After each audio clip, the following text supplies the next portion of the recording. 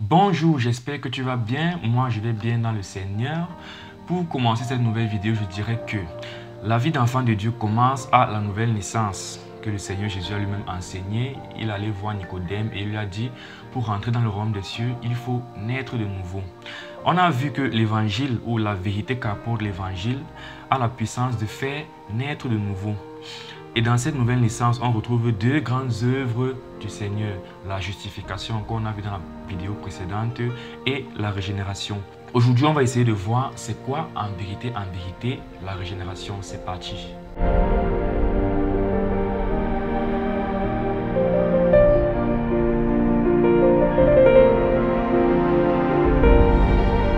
Alors, on a défini la régénération comme étant l'acte de puissance par lequel Dieu change ou Dieu transforme un homme afin de lui permettre de vivre dans la justice à laquelle il a été appelé.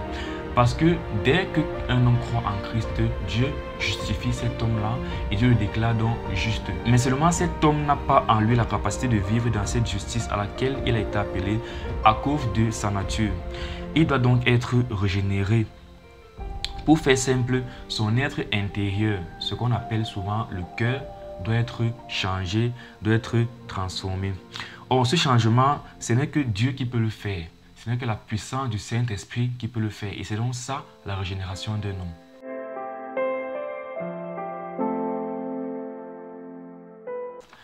Jérémie 31, verset 31 dit: Voici, les jours viennent, dit l'Éternel, où je ferai avec la maison d'Israël et la maison de Juda une alliance nouvelle. Donc ici, Dieu annonce la nouvelle alliance.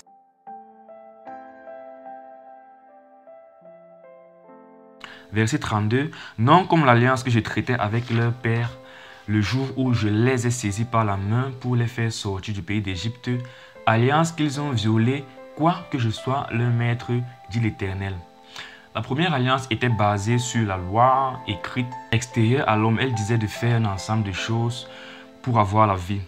Quand on regroupe souvent dans les 10 commandements, c'était ça le contrat entre Dieu et son peuple. Donc, le contrat, c'était respecter ma loi, notamment faites toutes les ordonnances que ma loi prescrit pour réussir à avoir la vie. Le problème, c'est que dans cette loi, si on a transgressé un seul des commandements, on a transgressé toute la loi, tel qu'il est dit dans Jacques 2, verset 10. Quiconque observe toute la loi, mais pêche contre un seul commandement devient coupable de tous. La parole nous dit que le peuple d'Israël a violé cette loi et d'ailleurs aucun homme ne peut respecter la loi, aucun homme ne peut vraiment faire toutes les ordonnances que la loi prescrit.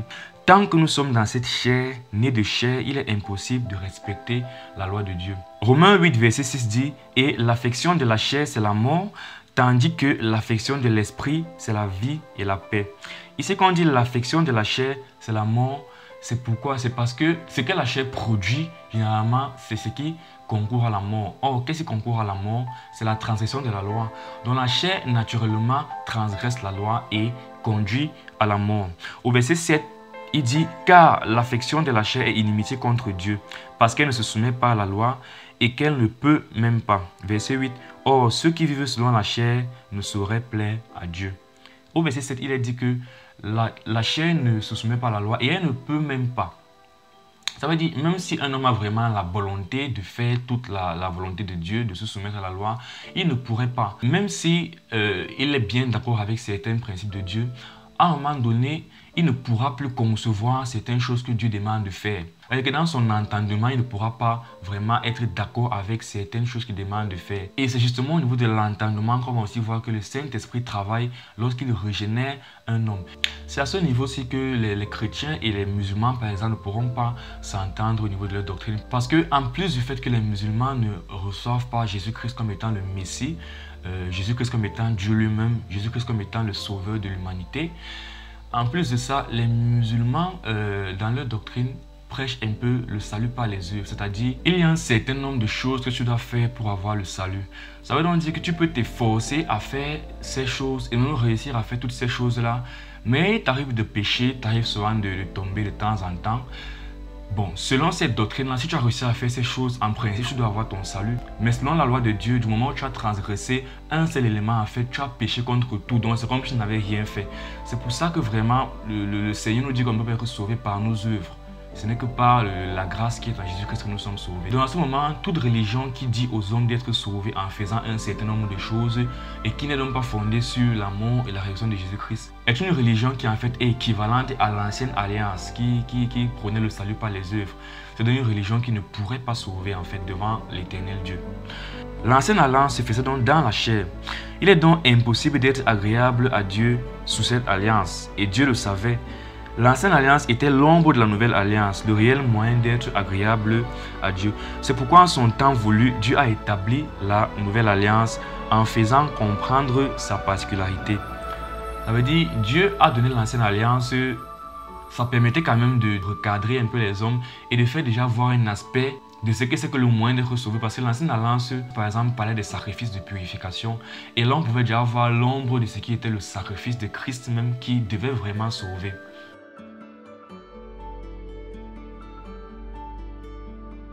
Dans Jérémie 31, verset 33, il est dit « Mais voici l'alliance que je ferai avec la maison d'Israël. Après ces jours-là, dit l'Éternel, je mettrai ma loi au-dedans d'eux. Je l'écrirai dans leur cœur et je serai leur Dieu et ils seront mon peuple. » Dieu dans la nouvelle alliance règle donc quoi? Il règle le cœur du problème. Il transforme l'homme de l'intérieur. Il met sa loi dans le cœur. Ça veut dire que l'homme revêt une nature qui est maintenant conforme à la loi de Dieu.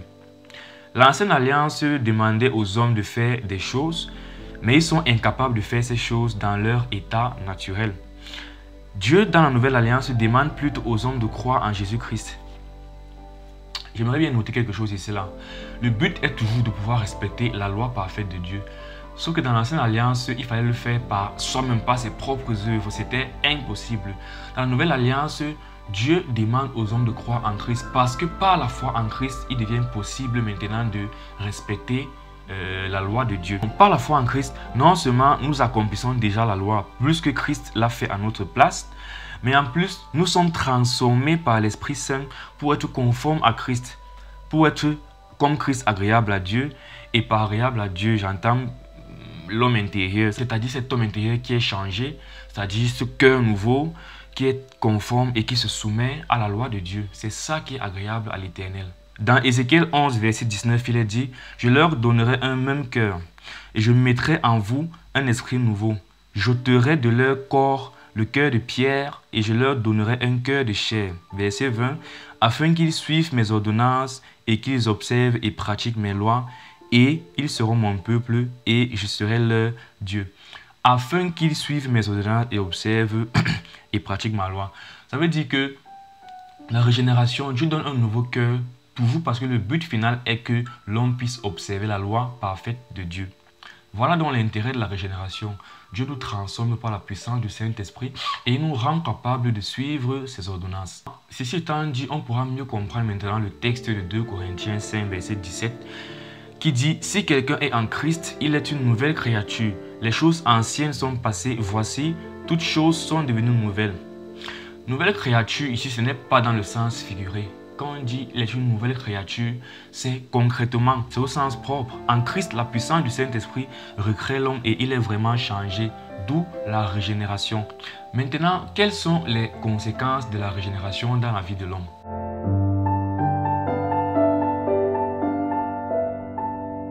La conséquence, grossièrement, sur le plan visible, c'est la vie d'un homme qui change. En rappelant que la régénération et la justification entrent dans la nouvelle naissance. Donc, quand quelqu'un naît de nouveau, il change. C'est pour ça que quand quelqu'un a connu Christ, s'est converti, est né de nouveau, il change. Son comportement change, sa vie change, son caractère change. Et j'aimerais aussi dire cela que quand je parle de changer, ne voyez pas en cela un moyen de pouvoir juger les uns et les autres pour dire que tel, je crois qu'il est enfant de Dieu ou pas. Mais le but de ce travail est plutôt de pouvoir s'assurer, nous, que nous sommes enfants de Dieu. Toi qui écoutes cette vidéo aussi. Donc quand je dis, celui qui est en Christ, nouvelle créature, change, il s'agit de voir en toi-même si tu as changé, de voir toi-même, de t'examiner toi-même, est-ce que tu as changé. La conséquence invisible, par contre, c'est la guerre. La guerre contre soi-même. Qu'est-ce que je veux dire par là? Notre personne devant Dieu est désormais constituée par ce qu'on peut appeler l'homme intérieur. C'est comme ce nouveau cœur appelé à la justice. Seulement, tant qu'on vit dans cette vie, nous sommes encore dans notre chair et si l'homme intérieur aime la justice, malheureusement, la chair dans laquelle nous vivons n'aime pas forcément la justice ou bien ne peut pas se soumettre parfaitement à la justice. Il se crée alors une guerre d'abord contre soi-même, voire une haine de ce qu'on est, de ce que c'est sa propre vie. Il se crée vraiment un combat personnel contre soi-même, une haine de soi-même. C'est pour ça que le Seigneur Jésus pouvait dire que si quelqu'un veut venir à moi et n'est pas sa propre vie, n'est pas digne de moi.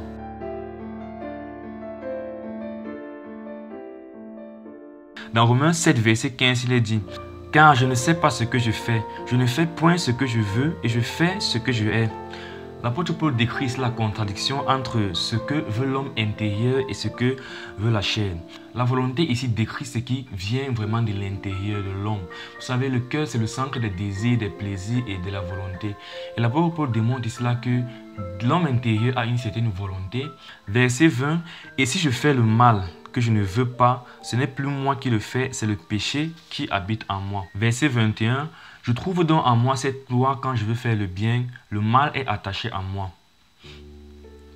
Je trouve donc en moi cette loi quand je veux faire le bien, le mal est attaché à moi. Verset 22, « Car je prends plaisir à la loi de Dieu selon l'homme intérieur. » Verset 23, « Mais je vois dans mes membres une autre loi qui lutte contre la loi de mon entendement et qui me rend captif à la loi du péché qui est dans mes membres. » Verset 25, « Ainsi donc, moi-même je suis par l'entendement esclave de la loi de Dieu, je suis par la chair esclave de la loi du péché. » Donc quand l'apôtre Paul parle de volonté et d'entendement, ici on parle vraiment du centre des désirs et des plaisirs et des volontés de l'être. Et selon quoi ce centre-là, c'est le cœur. Donc c'est vraiment au niveau du cœur que le travail a été fait et le cœur a maintenant vraiment de nouveaux désirs, de nouvelles volontés qui sont toujours conformes à ce que Dieu veut. Mais en même temps, étant toujours dans cette chair, il y a encore l'influence de la chair qui, elle, par contre, est tout ce qui est néfaste et etc. Donc l'apôtre Paul n'établit pas ici une fatalité, comme quoi nous sommes, même étant en Christ, nous sommes esclaves du péché. Mais il établit la réalité du péché qui est attachée à la chair dans laquelle malheureusement notre homme intérieur régénéré vit encore. D'où la guerre contre soi-même qui se crée. Donc l'apôtre Paul n'a pas dit que nous allons éternellement vivre en péchant, étant esclaves du péché, souffrant. Non, il établit juste le fait que la chair a un certain pouvoir qui est lié à la mort, qui nous entraîne généralement à faire ce qui est mauvais. Et l'homme intérieur qui a cette volonté-là qui se soumet à l'éternel. Il y a donc ce conflit qui va se créer entre l'homme et sa propre chair, son propre corps, l'homme régénéré et son propre être.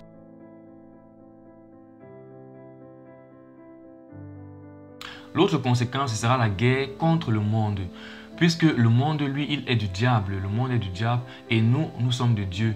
Or, l'amour du monde est inimitié contre Dieu. Celui qui se fait ami du monde se fait ennemi de Dieu. Ça veut donc dire que du moment où on est régénéré, la conséquence naturelle, c'est qu'on soit aussi en guerre contre tout ce qui n'est pas de Dieu, donc contre le monde. Ça veut dire qu'en nous-mêmes, il y a cette guerre contre notre propre chair, contre nous-mêmes. Et aussi, il y aura une tendance naturelle à s'élever contre ce qui vient du monde. Donc l'enfant de Dieu naturellement est appelé à s'opposer au monde. Pour dire déjà que la nouvelle naissance avec la justification et la régénération est le commencement d'une nouvelle vie où l'homme intérieur a des rapports différents avec le péché et avec le monde. Je vais donner ici une illustration de Paul Washer, un prédicateur que j'ai beaucoup suivi, que je suis encore beaucoup. Il dit ceci: le rapport qui existe entre l'homme et toutes les femmes du monde, dans un premier temps, c'est un rapport de oui. Ça veut dire que l'homme peut construire une relation avec toutes les femmes, a priori. Mais du moment où l'homme se marie avec une femme, il se crée une nouvelle relation entre l'homme et cette femme-là, une relation de oui, on est ensemble. Et naturellement, il se crée aussi une relation de non entre lui et toutes les autres femmes sur terre. De la même façon, lorsqu'on devient enfant de Dieu, il se crée une relation de communion entre Dieu et nous. Et naturellement, il se crée aussi une relation combat, une relation conflictuelle entre nous et tout ce que Dieu n'aime pas, donc entre nous et le péché, entre nous et le monde. De telle sorte que si étant régénéré, enfant de Dieu, on est encore amis avec le monde. Je parle vraiment de l'homme intérieur, dont on se plaît encore, nos désirs, notre volonté, tous nos centres d'intérêt sont encore compatibles avec le monde. Il y a un problème, ce serait comme un homme qui est marié avec une femme et qui côtoie encore les autres femmes, donc un homme adultère, un homme infidèle. Or la parole de Dieu dit: ne vous y trompez pas, aucun infidèle n'ira dans le royaume des cieux. Donc il faut comprendre ce que ça veut dire. Après la régénération, il y a donc cette guerre-là qui se crée, soit contre nous-mêmes, soit contre le monde. La régénération n'est donc pas la fin. La régénération, au contraire, c'est plutôt le commencement d'une nouvelle vie. C'est le début d'une course pour remporter le prix. Tout enfant de Dieu est dans cette course, où il est désormais question de forger cet homme intérieur-là.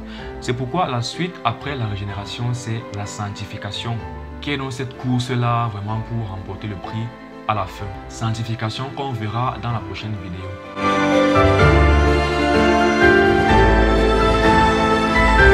L'accomplissement final et parfait de toute chose, ce sera lorsque l'homme intérieur sera dans le corps immortel, le corps incorruptible, le corps parfait. Et ça va se passer au retour du Seigneur Jésus. 1 Corinthiens 15, verset 51 dit: « Voici, je vous dis un mystère. Nous ne mourrons pas tous, mais nous serons tous changés. » Quand l'apôtre Paul dit nous, il parle des chrétiens, des enfants de Dieu. Nous ne mourrons pas tous. Ça veut dire il y a dans les millénaires passés des chrétiens qui sont morts. Aujourd'hui encore, les chrétiens continuent à mourir et vont continuer à mourir. Mais seulement au retour du Seigneur Jésus-Christ, il y a des chrétiens qui seront encore en vie. Donc tous ne mourront pas forcément, mais tous seront changés. Donc ceux qui seront encore en vie au moment du retour du Seigneur Jésus-Christ ne vont pas aller au ciel comme ça, dans cet état, dans ce corps, dans cette chair-là. Verset 52, en un instant, en un clin d'œil à la dernière trompette, la trompette sonnera et les morts ressusciteront incorruptibles et nous serons changés. Donc les morts ressusciteront, les morts en Christ bien sûr, ressusciteront avec un corps incorruptible, un corps changé, un corps parfait. Et ceux qui sont encore vivants seront changés en un clin d'œil. Verset 53, car il faut que ce corps corruptible revête l'incorruptibilité et que ce corps mortel revête l'immortalité. Verset 54, lorsque ce corps corruptible aura revêtu l'incorruptibilité et que ce corps mortel aura revêtu l'immortalité, alors s'accomplira la parole qui est écrite. La mort a été engloutie dans la victoire. Et ensuite, mort, où est ton aiguillon? Et ainsi de suite. L'aiguillon de la mort, c'est le péché. Donc, c'est l'image là de la perfection finale, vraiment de la fin de toute chose. Est-ce que vous savez ce que représente la dernière trompette qui sonne? La dernière trompette qui sonne, en fait, c'est le signal du retour du Seigneur Jésus. Et moi, c'est là où est fixé mon cœur. C'est-à-dire, je m'imagine comment sera le retour du Seigneur Jésus, comment ça va se passer, comment il va venir nous chercher, comment nous serons dans le repos, dans la paix avec lui pour l'éternité et tout. C'est vraiment là où est mon cœur. Et je souhaite que votre cœur soit aussi vraiment fixé vraiment sur le retour du Christ, sur le ciel, sur la vie éternelle. Voilà, sur les choses qui ne périssent pas. Mais malheureusement, nous sommes encore dans cette chair, dans ce monde misérable. Et on doit vivre dans ce monde ici de façon agréable au Seigneur. Et par son aide, on va y arriver. Donc, nous devons marcher et l'attendre dans la sanctification. C'est le titre de la prochaine vidéo, l'attente dans la sanctification. Nous devons attendre la sanctification et nous devons vraiment travailler. Malheur, la parole dit malheur à ceux qui dorment. Et il y a deux grandes façons de dormir. Il y a les premiers qui dorment, ce sont ceux qui ne sont pas dans le Seigneur, donc vraiment ils sont vraiment endormis. J'ai appris malheureusement dernièrement que sur environ 7 milliards d'habitants sur Terre, il n'y a pas 2 millions ou environ 2 millions qui confessent la foi chrétienne et encore qui confessent. Maintenant, parmi eux, si on veut voir ceux qui sont vraiment les enfants de Dieu, vraiment nés de nouveau, enfants de Dieu réellement, ils sont pas nombreux. Donc déjà, ceux qui dorment là, c'est donc cette grande majorité d'abord qui ne cherchent même pas le Seigneur, qui ne confessent pas Christ. Et parmi ceux qui confessent même Christ, il y a encore ceux qui dorment. Christ même a demandé de veiller et il s'adressait aux disciples de veiller avant que le maître ne revienne. L'apôtre Paul a demandé de travailler à notre salut. Et Christ encore dans l'Apocalypse a dit que ceux qui dorment justement, c'est ceux-là qui sont tièdes. Il faut être bouillant, mais ils sont tièdes. Et qu'est-ce qu'il a dit? C'est qu'il va les vomir au dernier jour. Et ce qui est sur Christ qui te vomit, vraiment, ça n'a forcément rien de bon, forcément rien d'agréable. Nous devons veiller, vraiment attendre pour ceux qui sont déjà chrétiens, enfants de Dieu. C'est un encouragement afin que nous travaillions vraiment, nous cherchions vraiment le Seigneur, que nous travaillions vraiment aux choses qui ne périssent pas, au royaume des cieux, etc. Donc voilà, nous sommes parvenus au thème de ce thème sur la régénération et j'espère que on a clairement compris ce que c'était. En résumé, la régénération, vraiment, c'est l'action du Saint-Esprit dans le fond de l'homme. Le Saint-Esprit qui recrée vraiment l'intérieur, l'homme intérieur, le cœur de l'homme, qui le transforme vraiment et le permet maintenant de pouvoir vivre conformément à la volonté de Dieu, chose qui était impossible à l'homme dans la chair, à l'homme dans sa nature.